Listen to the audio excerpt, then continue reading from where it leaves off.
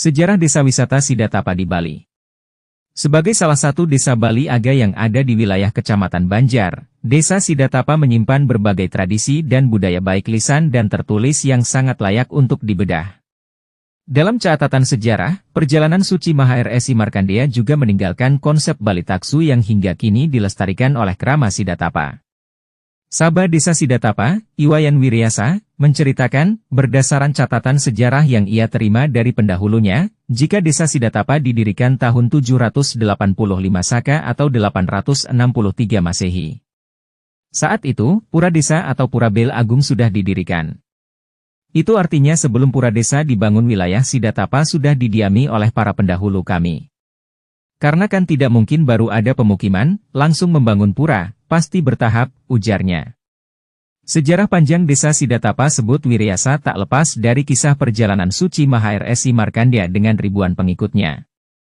Desa adat Sidatapa diperkirakan mulai didirikan pada tahun 785 Saka oleh Dewa Gede Penyarikan yang datang pertama kali ke Sidatapa dan melihat wilayah tersebut sangat subur dan cocok untuk tempat bermukim hingga diberi nama Gunung Sari.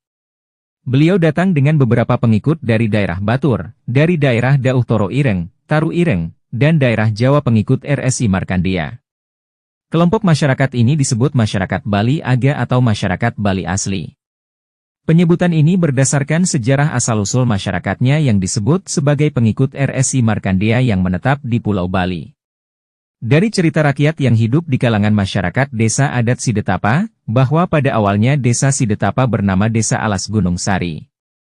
Kedatangan mereka ke Alas Gunung Sari ini bergelombang dalam bentuk kelompok-kelompok kecil. Kelompok yang pertama datang adalah dari kelompok Pasek Tempur. Mereka menempati wilayah yang di sebelah utara Desa Adat Sidatapa sekarang. Wilayah tempat kelompok Pasek ini diberi nama Banjar Leket.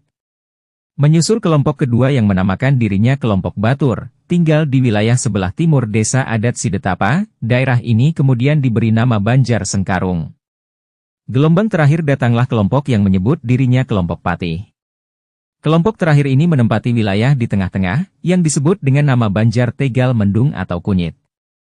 Pengikut RSI Markandeya ini kemudian diperintahkan untuk meneruskan melakukan perabasan hutan untuk dimanfaatkan sebagai lahan seperti desa, pertanian, perkebunan dan sebagainya. Tidak ketinggalan pula untuk pendirian parahyangan dan kuburan. Dari penuturan yang diterima para pendahulunya secara turun-temurun, konon sebelum tinggal menetap di pemukiman saat ini, warga Sidatapa sempat berpindah-pindah permukiman. Awalnya, pemukiman berada wilayah barat atau Pejana.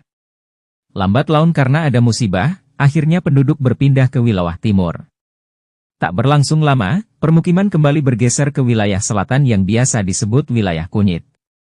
Rupanya karena alam kurang bersahabat, akhirnya warga memutuskan untuk berpindah tempat lagi ke posisi tengah wilayah Sidatapa hingga saat ini.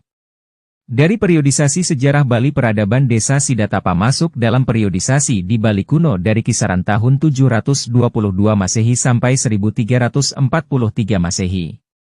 Karena kami sudah membangun pura desa kala itu, ungkapnya. Wiryasa menambahkan, kuatnya pengaruh RSI Markandeya di Sidatapa itu dibuktikan dengan peninggalan tradisi upakara yaitu konsep Bali Taksu di dalam pura desa.